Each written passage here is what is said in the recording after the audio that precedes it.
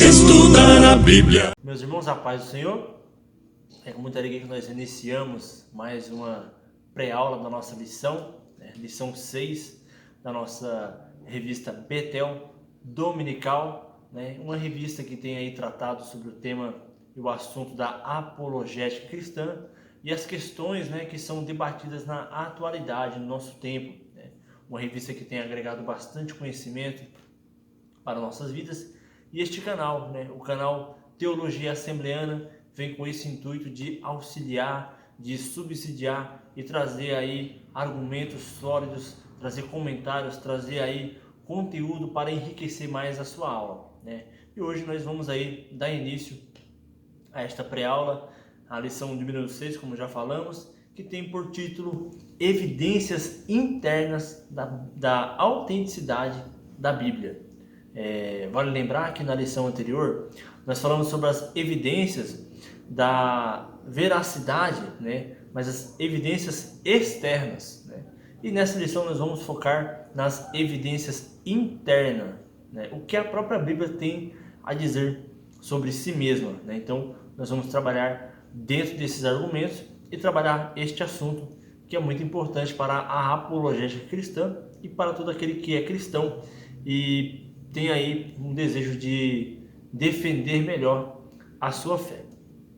Nós temos aí alguns textos e o primeiro é o texto áudio da nossa lição, que diz assim: porque a palavra de Deus é viva e eficaz e mais penetrante do que qualquer espada de dois gumes e penetra até a divisão da alma e do espírito e das juntas e medulas e é apta para discernir os pensamentos e intenções do coração. Está registrado lá em Hebreus, o capítulo 4 e o verso de número 12.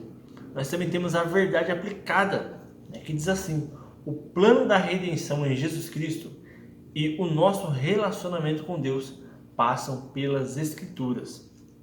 Nós também temos alguns objetivos nessa lição. O primeiro é mostrar que Jesus autenticou o Antigo Testamento como palavra de Deus. O segundo objetivo da lição é destacar a inspiração divina da Bíblia. E por último, estudar a unidade da Bíblia. Então, esses são os nossos objetivos desta lição, que é mostrar, destacar e estudar. Nossa introdução vai falar sobre a Bíblia como um livro, como palavra de Deus, que os séculos vêm e vão, mudam-se épocas e costumes, aparecem e desaparecem grandes instituições, as civilizações se sucedem, uma após a outra, mas a palavra de Deus ela permanece e se solidifica cada vez mais. Então, nós vamos ver que pode surgir tempos, as épocas passam, vão surgir costumes, as instituições, as denominações vão surgindo, vão aparecendo, cada dia com nomes diferentes, com doutrinas diferentes, mas nós temos uma plena certeza que a palavra de Deus ela permanece para sempre, ela não muda, ela cada vez mais ela vai se solidificando, vai se fortalecendo, se estabelecendo como verdade única e absoluta palavra de Deus. Nosso primeiro tópico vai falar sobre Jesus, em relação ao Antigo Testamento. O título é: Jesus cita o Antigo Testamento como tendo autoridade divina. Então nós vamos ver que dentro dessas evidências internas, da veracidade da Bíblia, a gente vai ver que o autor e comentarista da nossa lição, ele vai destacar os pontos em que Jesus ele dá a veracidade ao Antigo Testamento. A gente vai ver que o autor ele foca bastante nas passagens em que Jesus cita o Antigo Testamento e a forma como ele a manuseia e usa, trazendo a autenticidade ao texto sagrado do Antigo Testamento. A gente vai ver, por exemplo, que ele coloca assim, que Jesus ele utilizava-se das Escrituras, que ele citava como a lei, os profetas e os salmos. Então, sempre quando Jesus ele fazia uma menção ao Antigo Testamento, nós vamos ver que ele usa palavras do tipo lei, os profetas e os Salmos, né, caracterizando o quê? O Antigo Testamento, que eram os textos, né, que era acessível aos judeus, aos hebreus, aos povos antigos, né, e bíblicos, né, a lei de Moisés, conhecida como Torá ou Pentateuco, os profetas, né, e o livro dos Salmos, que era muito comum e lido, né, naquele tempo. Então Jesus ele vai fazer menção desse texto, vai fazer menção dos profetas, vai fazer menção da lei de Moisés, vai citar, né, Salmos e por aí vai. Para ensinar, afirmava que as escrituras deviam ser cumpridas em relação a todas as profecias messiânicas. Vale também lembrar que quando Jesus ele fazia menção dos textos sagrados do Antigo Testamento, ele destacava grande parte desses textos como palavras que falavam de si mesmo, profecias que falavam a seu respeito, né? Usava bastante texto, por exemplo, do Antigo Testamento, ali nos registros de Isaías, que relatava acerca do seu nascimento, que relatou acerca da forma em que ele nasceria, que seria de uma virgem, dos lugares, do lugar onde ele deveria nascer, da forma que ele deveria morrer, né? E das palavras que aconteceriam posteriormente a isso, ou seja, a sua ressurreição. Então Jesus ele vai falar que cumpriu-se as escrituras, ou seja, cumpriu-se o que foi dito tanto nos profetas ou até mesmo até nos salmos, né? Alguns salmos chamados de salmos messiânicos, que falavam, né, de Jesus, do que aconteceria com Jesus, até mesmo do seu reinado, né, futuro. Então nós vamos ver que Jesus ele focava bastante nos textos do Antigo Testamento e principalmente nos textos que relatavam de si mesmo, da sua vinda, da sua morte, da sua ressurreição e na sua segunda vinda, né, da qual nós cremos que breve acontecerá. Tudo o que constava a seu respeito, né, na lei, nos salmos e nos profetas devia se cumprir exatamente como estava, né? Por exemplo, quando nós vimos ali o profeta Isaías falando em Isaías 53, relatando a forma como ele morreria, como ele seria machucado, torturado, as formas que ele seria ali açoitado, né? Como o próprio Isaías vai dizer que Deus agradou moê-lo, né, ali naquela cruz. Nós vamos ver que da mesma forma que o profeta relata, né, acontece na vida de Jesus, ou seja, as escrituras do Antigo Testamento, elas testificavam de Jesus Cristo, e Jesus Cristo vem e confirma, né, aquilo que foi falado pelos profetas no Antigo Testamento. Não só em palavras ele confirma, mas também em atos. Por quê? Porque ele passou por tudo aquilo que os profetas haviam falado de si mesmo. Ele citava, por exemplo, trechos das Escrituras e ensinava o povo, especialmente os fariseus, a entender a lei como se os preceitos estivessem escritos em seus corações e suas mentes, como uma palavra viva, isto é, deveriam ser adotadas com o sentimento do perdão para os que se arrependessem. É interessante que quando Jesus ele faz menção do Antigo Testamento em relação a ensinar as pessoas, e em grande parte do seu ministério nós vamos ver Jesus ele tendo contato direto com, por exemplo, os fariseus, os saduceus, toda ali a parte religiosa, né, do seu tempo ali. A gente vai ver que ele confrontava, né, os religiosos com a palavra de Deus, com os textos do Antigo Testamento, com a lei, com os escritos dos profetas. Ele confrontava aqueles que se opunham ao seu ministério, para aqueles que o acusavam de estar descumprindo palavras, né, da lei, ou até mesmo dos profetas. Jesus ele vem e ensina de uma forma clara que existe um verdadeiro sentido, né, naquilo que Deus havia falado. Ou seja, que quando Deus falava acerca da lei, essa lei ela não deveria somente estar gravada em uma pedra, da forma que ocorreu quando Deus deu ali a Moisés ali as leis, os mandamentos gravados em pedras, mas que isso não deveria ser somente gravado em pedras, mas deveriam estar gravados no coração deles, que era a forma mais correta, ou seja, não só escrito, mas gravado em seus corações, ou seja, o coração do homem deveria refletir a verdadeira lei, a verdadeira sabedoria e a verdadeira prática daquilo que Deus havia falado, né, e daquilo que Deus exigia do seu povo, né? Então, ele citava trechos das Escrituras e ensinava o povo, especialmente os fariseus, a entender a lei como os seus preceitos, né, escritos em seus corações. Ou seja, não era somente um ritualismo religioso, cravado em pedras. Não, a lei deveria ser cravada no coração deles, né? E Jesus usa o Antigo Testamento de uma forma muito clara, autêntica, né?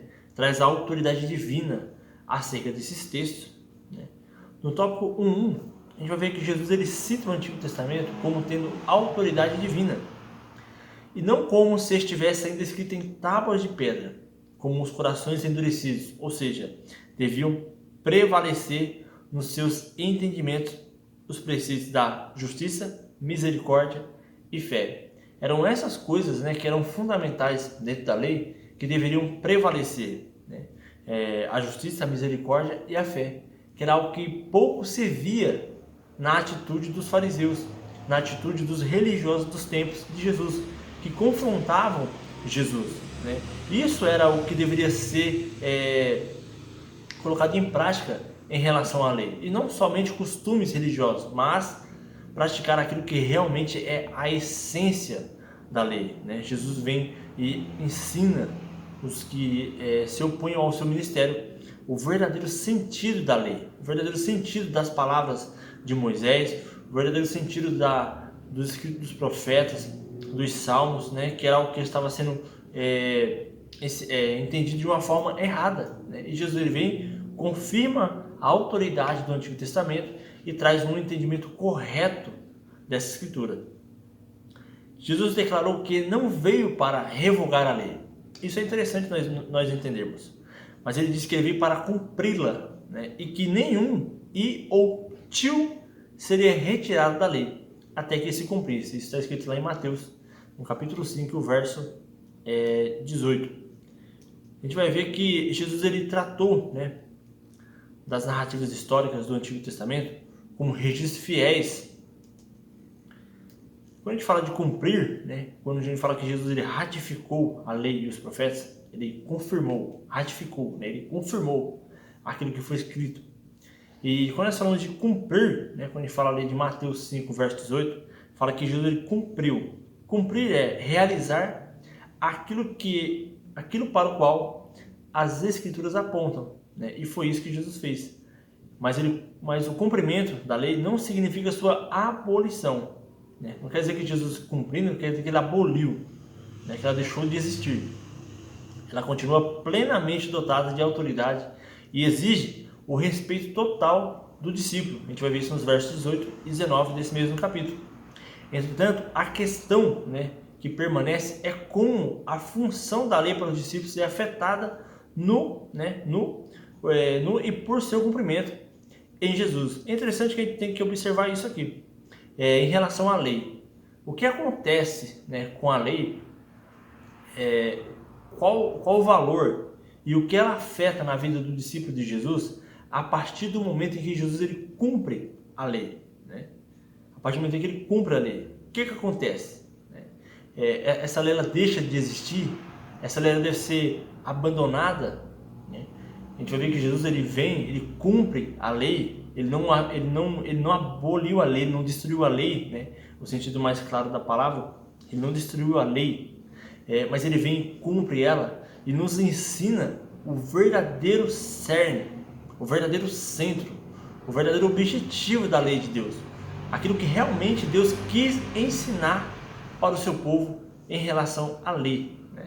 Quando a gente vê que Jesus ele cita ali Mateus 5, né?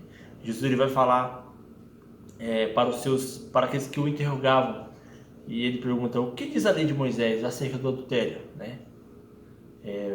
Aí ele vai dizer que ele deveria morrer, que deveria ser apedrejado.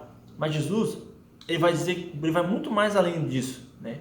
Do proibir, né, a pessoa de adulterar, de praticar o ato de adultério, de praticar o ato de pecado. Ele vai muito mais além, ou seja, ele vai na raiz do problema. Ele vai lá, ele diz assim que o simples fato de eu pensar, o simples fato de eu desejar em meu coração, eu já cometi adultério. Ou seja, Jesus ele não destrói a lei, ele não aboliu a lei, ele cumpriu a lei e trouxe realmente o verdadeiro sentido da lei.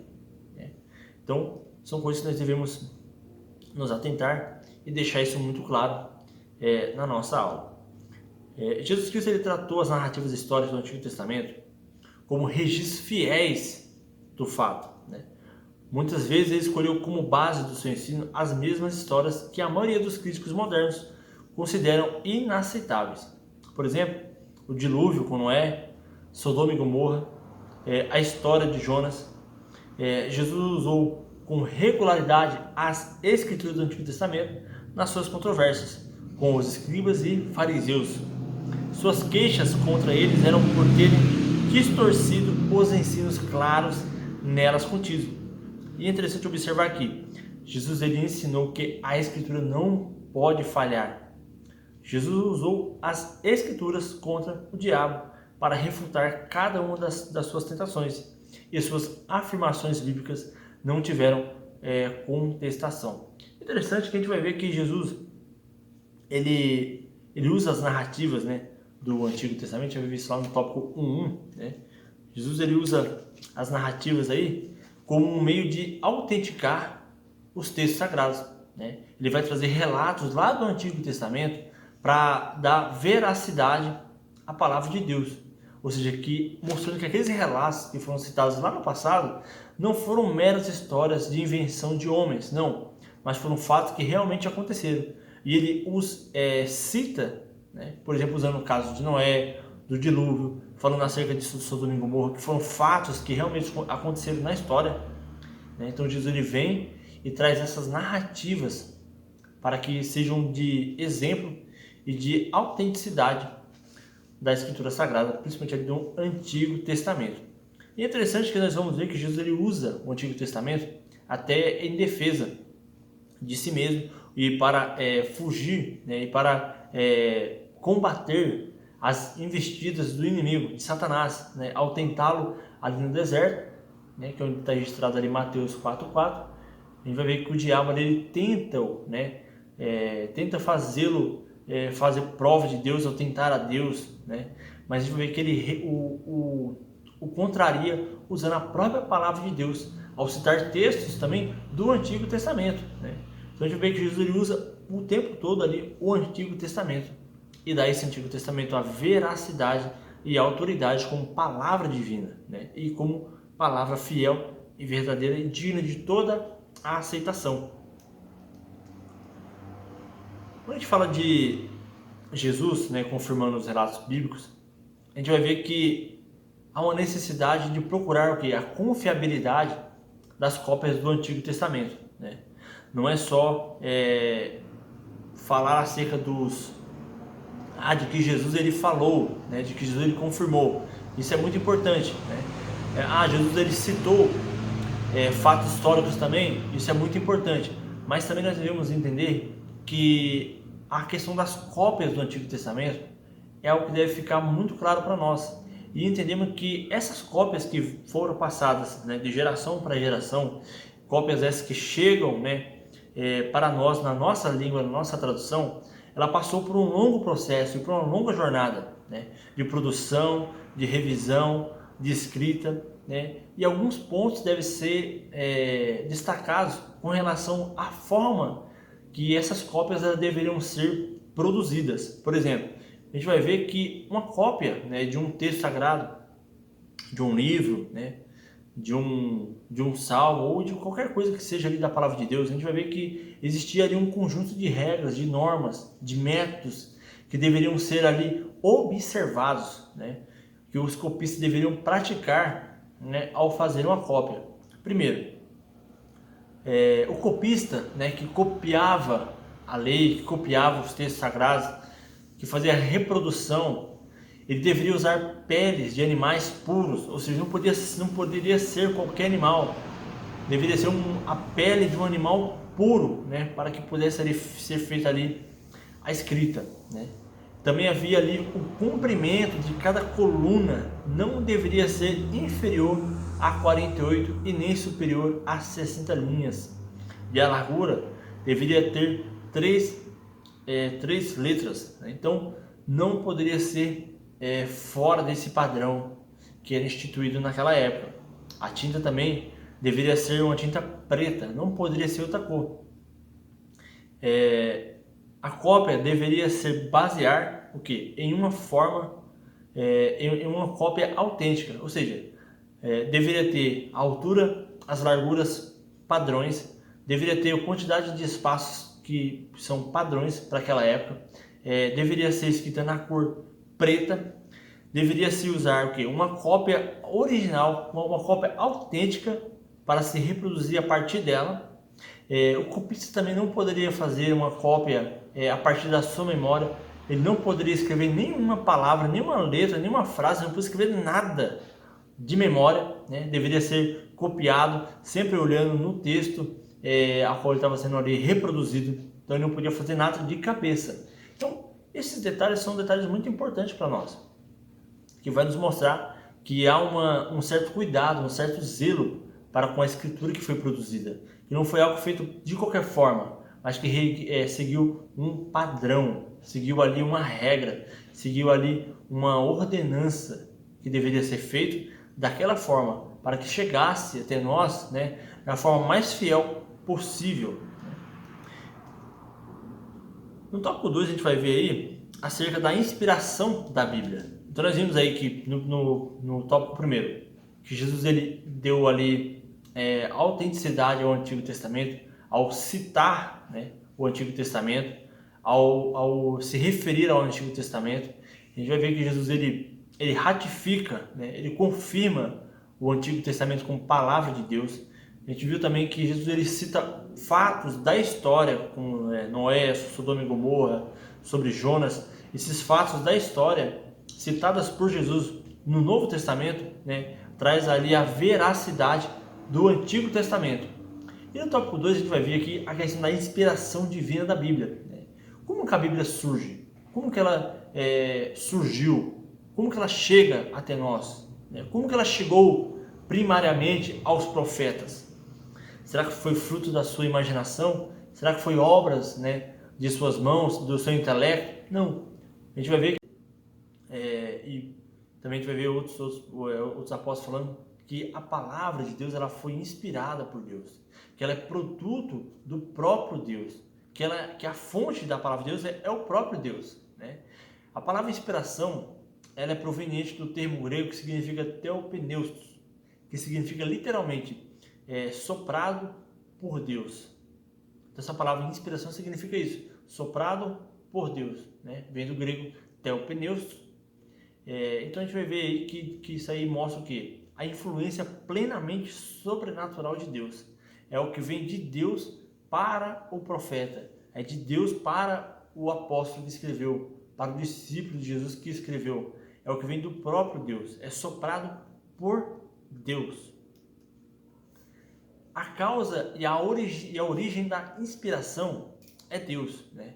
Deus é a força primordial que moveu profetas e apóstolos a escrever a Bíblia, né? Isso é claro para nós, que nós entendemos que Deus ele é a causa e é a origem da inspiração, né? Deus é o único que pode ter sido o autor da Bíblia, né? Por quê? A gente entende, né? Algumas pessoas elas contrariam, né, e dizem que a Bíblia foi escrita por homens. Alguns vão dizer que a Bíblia não é um livro sagrado. Alguns vão dizer que a Bíblia não é de origem divina. Alguns vão dizer que Deus não inspirou ninguém para escrever a Bíblia, que é produto da mente dos homens, né? Mas algo que fica em questão é que os homens eles são orgulhosos de si mesmos. Os homens eles são maldosos em seus corações. Os homens eles procuram vantagem em tudo. Interessante que a gente vai ver que a Bíblia, né? A Bíblia é um livro que ele é diferente de muitos livros.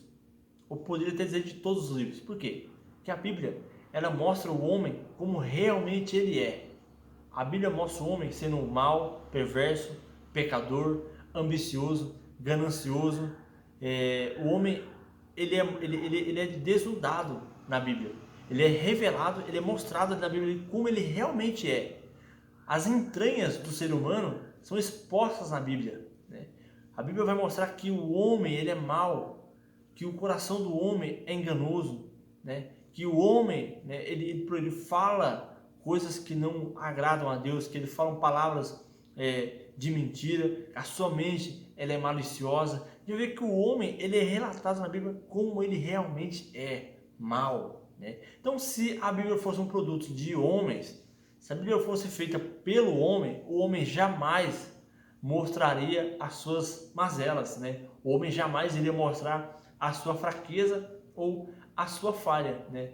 O homem escreveria um livro que falasse bem de si mesmo e não mal dele mesmo, de forma nenhuma. Então, nós entendemos que esse livro só pode ser escrito por Deus. No tópico 2 vai falar sobre a linguagem da Bíblia, né? A gente vai ver que a Bíblia usa uma linguagem que é muito comum para nós, né? Ou seja, uma linguagem humana. É importante observar que, nessa ação de transmissão da vontade do Criador, os escritores produziram seus textos conscientemente utilizando de seus próprios vocabulários, experiências e estilos literários. Então, isso aqui é muito interessante para nós. Nós vamos ver, por exemplo, homens como Moisés, como, por exemplo, Amós, o profeta Isaías, o apóstolo Paulo, Mateus, Lucas, Marcos, João, Pedro, João. A gente vai ver vários, né, desses autores bíblicos, desses escritores da palavra de Deus. A gente vai ver que cada um deles viveu em épocas diferentes e cada um deles tinha uma ocupação diferente. Vamos ver que cada um deles tinha uma profissão, cada um deles tinha um estilo de vida diferente. Nós vamos ver que cada um desses autores, eles tinham uma rotina diferente de vida. E é interessante que quando Deus usa, né, estes homens, Deus usa a linguagem humana, Deus usa uma linguagem em que o homem entenda, né? E quando Deus ele usa essas pessoas para escrever os textos sagrados, nós vamos ver que Deus não tira a consciência desses homens. Deus não os deixa em um estado de transe, né, onde eles não sabem o que estão fazendo. Não, muito pelo contrário. Deus os inspira. Deus os inspirou, porém Deus não lhes tirou as suas faculdades mentais. Deus não deixou o homem inconsciente do que estava fazendo. Muito pelo contrário, né? Deus os usou, né, e eles escreveram aquilo que Deus mandou eles escreverem, mas eles usaram a sua linguagem, eles usaram aquilo que eles sabiam, eles falaram dentro do entendimento deles, daquelas coisas que Deus nos revelava, eles usaram a sua linguagem, né? Nós vamos ver, por exemplo, o médico Lucas, né, ao escrever o seu texto grego ali, um dos gregos mais polidos do Novo Testamento, né, uma linguagem muito bem organizada, muito bem arquitetada, muito bem elaborada, palavras muito bem colocadas. E nós vamos ver, por exemplo, o Amós, o boiadeiro, né, de uma cultura mais simples, né? Mas nós vamos ver que todos eles Deus usa dentro das suas limitações e dentro das suas culturas, né? Então a gente vai ver que Deus ele usa a linguagem humana, né, para que o homem compreenda qual que é a vontade de Deus. No tópico 2.3 a gente vai ver a inspiração da Bíblia. Ela é revestida de autoridade divina. As palavras dos profetas são as palavras de Deus. Um profeta não produzia sua própria vontade ou seu próprio impulso ou sentimento, mas a vontade de Deus, né? Ou seja, esses homens não falavam o que eles queriam falar. Eles não falavam por sabedoria própria. É até interessante quando a gente vê Paulo ali em Coríntios. Paulo ele chega já ali dando ali uma exortação, e logo em seguida no capítulo 2 ele começa a falar que quando ele foi ter com os irmãos, ele não falou por palavras de sabedoria humana, não falou por filosofia humana, mas ele falou simplesmente o Evangelho, claro, a palavra de Deus, né?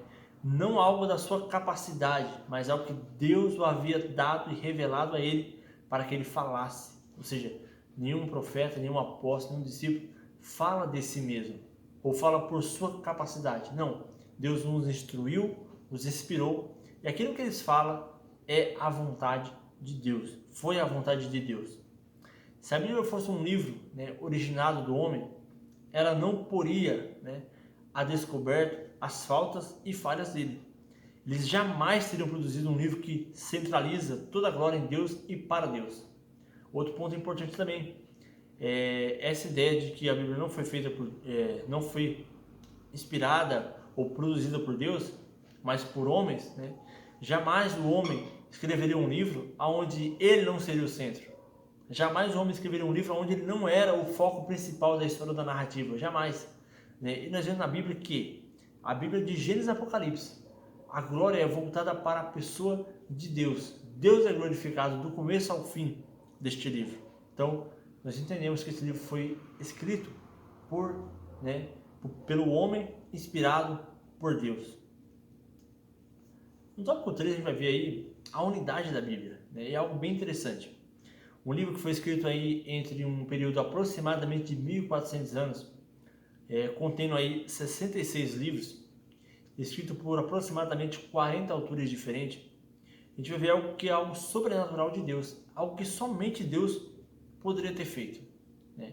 E nós não vemos isso em nenhum outro livro, nós não vemos isso em nenhum outro lugar, né? Nem no Alcorão, nem nos Vedas, né? Que é o livro dos hindus, em nenhum outro livro, em nenhum outro escrito a gente vê isso, que homens que viveram em épocas diferentes, com culturas diferentes, com linguagens diferentes, falam usados por Deus em tempos diferentes, mas que quando você une os textos sagrados, cada livro, cada profeta, você vê que eles estão ali alinhados, né, e entrelaçados em um mesmo assunto, em um mesmo foco, né, falar acerca da pessoa de Jesus, falar acerca da salvação a partir de Jesus, falar do pecado do homem, falar da queda do homem e glorificar a pessoa de Deus. Vamos ver isso em todos os livros da Bíblia, todos eles. A gente vai ver que eles estão ali bem organizados, em harmonia, em perfeita harmonia, né? A Bíblia foi escrita em diferentes contextos históricos, níveis educacionais e profissões. A maioria foi escrita originalmente em hebraico, né, ou grego. Em algumas partes foi escrita em aramaico. A gente vai ver que a Bíblia tem 66 livros, mas temos aí gêneros literários diferentes. Por exemplo, temos poesias, nós temos aí uma literatura apocalíptica, temos parábolas, temos alegorias. E a nossa conclusão é que a Bíblia, ela garante e dá provas de ser o único livro inspirado por Deus. Sendo assim, a própria palavra de Deus. Cada escritor registrou no seu próprio estilo e linguagem exatamente a mensagem que Deus queria que fosse transmitida à humanidade. Então a gente vai ver aí que essa foi a nossa lição, né? E falou aí acerca da veracidade da Bíblia. E as provas são internas. E esse foi mais uma pré-aula da nossa revista Betel Dominical, né? Que Deus possa estar lhe abençoando nessa lição, que esse subsídio possa acrescentar na sua aula, e que você seja abençoado e ministrado por essa palavra, por esse ensino, que a sua escola dominical seja abençoada, que você possa transmitir bastante conhecimento e enriquecer aqueles que te ouvem, né? E este foi mais uma aula da nossa Teologia Assembleana, comigo, Jonas Alves. Vem com a família pra IBD.